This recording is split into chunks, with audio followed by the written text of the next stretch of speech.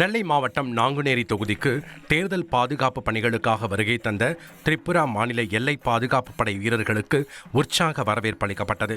ஏர்வாடி அருகே சிறுமலஞ்சி கிராமத்தில் 85 பாதுகாப்பு படை வீரர்களையும் செண்டை மேளங்கள் முழங்க பூங்கொத்து கொடுத்து காவல்துறையினரும் பொதுமக்களும் வரவேற்றனர்.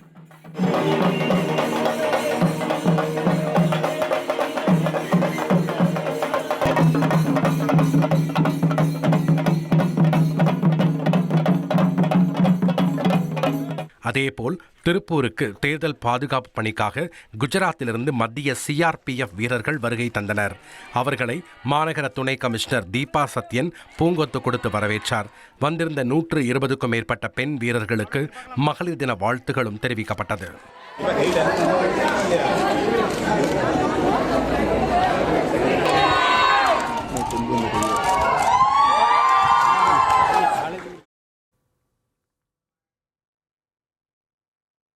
தமிழக சட்டமன்ற தேர்தல் தேதி விரைவில் அறிவிக்கப்பட உள்ள நிலையில் தேர்தல் பாதுகாப்பு பணிகளுக்காக நாடு முழுவதிலும் இருந்து துணை ராணுவ படையினர் மதுரைக்கு வருகை தந்துள்ளனர்.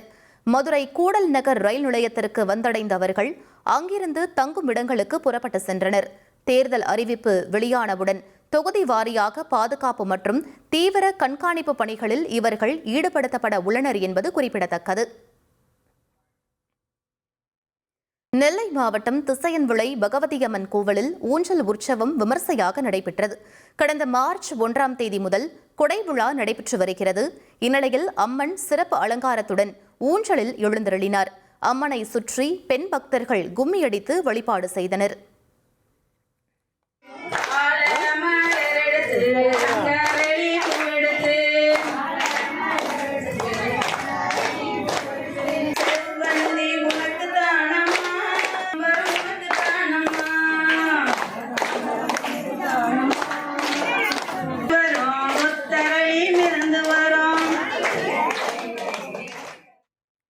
திருப்பத்தூர் மாவட்டம் ஏலகிரியில் உள்ள காட்டுப்பகுதியில் தீ கொழுந்துவிட்டு எரிகிறது.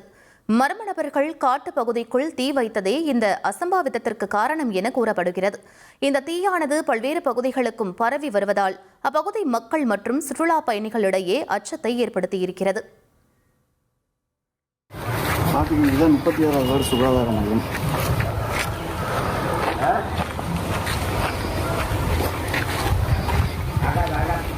கோவை மாவட்டம் வடவள்ளியில் மக்களின் சிகிச்சைக்காக ஒதுக்கப்பட்ட அரசு ஆரம்ப சுகாதார நிலையத்தை திமுக நிர்வாகி தனது வீடாக மாற்றி குடும்பத்துடன் குடியேறியுள்ள சம்பவம் அதிர்ச்சியை அளித்துள்ளது. அரசு கட்டிடத்தை திமுக பொறியாளர் அணி துணை அமைப்பாளர் ஷியாம் சுந்தர் தனது கட்டுப்பாட்டில் கொண்டு வந்து குடும்பத்துடன் செட்டில் ஆகியுள்ளார்.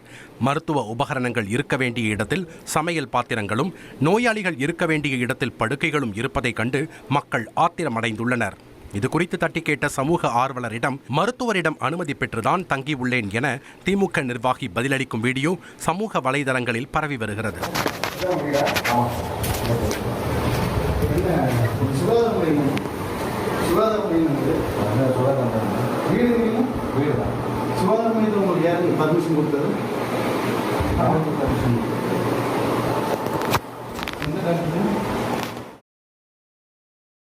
சென்னை 1000 விளக்கு பகுதியில் இளைஞர்கள் பைக் சாகசத்தில் ஈடுபடும் வீடியோ வெளியாகி பரபரப்பை ஏற்படுத்தியுள்ளது. சென்னை 1000 விளக்கு மெட்ரோ அருகே இளைஞர்கள் சிலர் பைக் சாகசத்தில் ஈடுபட்டுள்ளனர். இதனை வீடியோவாக பதிவு செய்துள்ள அந்த இளைஞர்கள் மீண்டும் களத்திற்கு திரும்ப போவதாக கூறி ரீல்ஸ் வெளியால் கடந்த சில மாதங்களாக பைக் சாகசம் குறைந்திருந்த நிலையில் மீண்டும் தலை தூக்க ஆரம்பித்திருப்பது அதிர்ச்சியை ஏற்படுத்தியுள்ளது. சென்னை கொருக்குப்பேட்டையில் முதலமைச்சரால் கடந்த மாதம் திறந்து வைக்கப்பட்ட புதிய மேம்பாலத்தின் சிமெண்ட் பூச்சிகள் பெயர்ந்து விழுந்த சம்பவம் பெரும் அதிர்ச்சியை ஏற்படுத்தியுள்ளது. RK நகர் தொகுதிக்கு உட்பட்ட எழில் நகர் ரயில்வே பகுதியில் சுமார் 110 கோடி ரூபாய் மதிப்பீட்டில் 4 ஆண்டுகளாக கட்டப்பட்ட இந்த மேம்பாலம் பயன்பாட்டிற்கு வந்த சில நாட்களிலேயே சிதைய தொடங்கியுள்ளது. மேம்பாலத்தின் கீழ்ப்பகுதியிலிருந்து சிமெண்ட் பூச்சிகள் திடீரென சாலையில் பெயர்ந்து விழுந்ததால் அந்த வழியாக சென்ற வாகன ஓட்டிகள் மற்றும் பொதுமக்கள் அச்சமடைந்தனர். மேலும் அதிர்ஷ்டவசமாக யார் மீதும் சிமெண்ட் பூச்சிகள் விழாததால் விபத்துகள் தவிர்க்கப்பட்டது.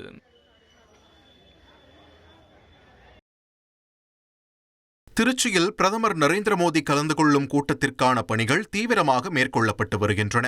தமிழக சட்டமன்ற தேர்தல் களம் சூடுபிடித்துள்ள நிலையில் பாஜக சார்பில் வரும் மார்ச் 11ஆம் தேதி திருச்சி பஞ்சப்பூரில் நடைபெறும் பிரம்மாண்ட பொதுக்கூட்டத்தில் பிரதமர் நரேந்திர மோடி பங்கேற்று சிறப்புரையாற்றுகிறார். இந்த கூட்டத்தில் தேசிய ஜனநாயக கூட்டணியின் முக்கிய தலைவர்கள் அனைவரும் பங்கேற்க உள்ளனர்.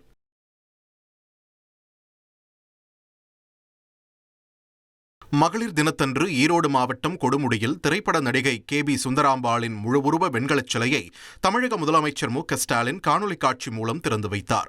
1908ஆம் ஆண்டு கொடுமுடியில் பிறந்த சுந்தராம்பாள் தனது வலிமையான குரலால் நாடகம் மற்றும் திரைப்படங்களில் புகழ் பெற்றவராவார்.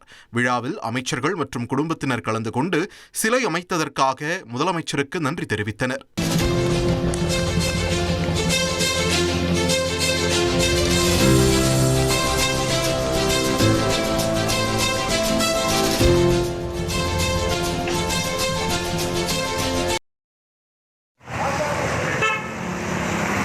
தேனி மாவட்டம் போடிநாயக்கனூரில் உள்ள நகைக்கடையில் இந்திய தர நிர்ணய அமைவன அதிகாரிகள் திடீரென சோதனை நடத்தினர். இதில் அரசு விதிமுறையை மீறி ஹால்மார்க் முத்திரை வைக்கப்படாமல் விற்பனைக்கு வைக்கப்பட்ட சுமார் 75 லட்சம் ரூபாய் மதிப்புள்ள 1/2 கிலோ தங்க நகைகளை பறிமுதல் செய்தனர். மேலும் இது தொடர்பாக நகைக்கடை உரிமையாளர்கள் மீது வழக்கு பதிவு செய்து விசாரணை மேற்கொண்டு வருகின்றனர். சங்கரன்கோவில் எலுமிச்சை மார்க்கெட்டில் எலுமிச்சை பழத்தின் விலை உயர்ந்ததால் விவசாயிகள் மகிழ்ச்சியடைந்துள்ளனர். வெயிலின் தாக்கம் அதிகரித்துள்ள நிலையில் விவசாயிகள் கொண்டு வந்த எலுமிச்சை பழங்கள் ஏலம் மூலம் விற்பனை செய்யப்பட்டது. இதில் 1 கிலோ எலுமிச்சை பழம் 120 ரூபாய் வரை விற்பனை செய்யப்பட்டதாக கூறப்படுகிறது. கடந்த வாரம் 60 முதல் 80 ரூபாய் வரை இருந்த விலை தற்போது அதிகரித்துள்ளது. இதனால் எலுமிச்சை விவசாயிகள் மகிழ்ச்சியடைந்துள்ளனர்.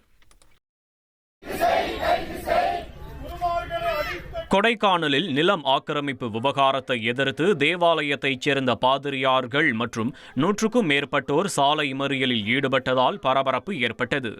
கோக்கஸ் வாக் அருகே உள்ள நிலம் தேவாலயத்திற்கு சொந்தமானது என கூறி மறியலில் ஈடுபட்டனர். இதனால் அந்த பகுதியில் போக்குவரத்து கடுமையாக பாதிக்கப்பட்டது.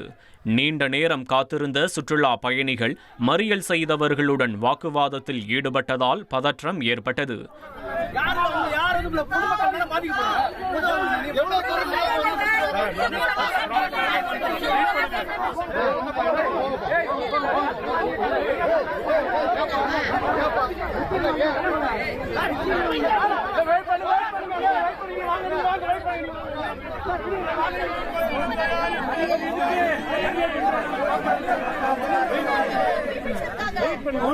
போலீசார் சம்பவ இடத்தில் பேச்சுவார்த்தை நடத்தி நிலைமையை கட்டுப்படுத்த முயற்சி செய்து வருகின்றனர். இனி செய்திகளை விரிவாக பார்க்கலாம். கன்னியாகுமரி மாவட்டம் கடியப்பட்டினம் மீனவ கிராமத்தைச் சேர்ந்த பெண்கள் ஈரானில் சிக்கி தவிக்கும் தங்கள் கணவர் மற்றும் மகன்களை மீட்க மத்திய மாநில அரசுகள் உடனடியாக நடவடிக்கை எடுக்க வேண்டும் என கண்ணீர் மல்க கோரிக்கை விடுத்துள்ளனர். என் பையனுக்கு கல்யாணம் எடுக்கலாம்னு ஆசையோட இருந்து எனக்கு ஒரு இது இல்லை. முங்க குண்டு போட்டு பையன் எப்படி இருக்கான்னு அது இருக்கான்னு எங்களுக்கு தெரியல. எனது பையன் ஈரானில் இருக்கா. நீங்கள் எல்லாரும் சேர்ந்து இந்த பையன் எல்லா பிள்ளைங்களையும் வெளியில் கொண்டு வர நீங்கள் ஒரு இது செய்யுங்க. எனக்கு ஒரு வழியும் இல்லை. நானே பாவம், எனக்கு ஒன்றும் செய்ய முடியாது.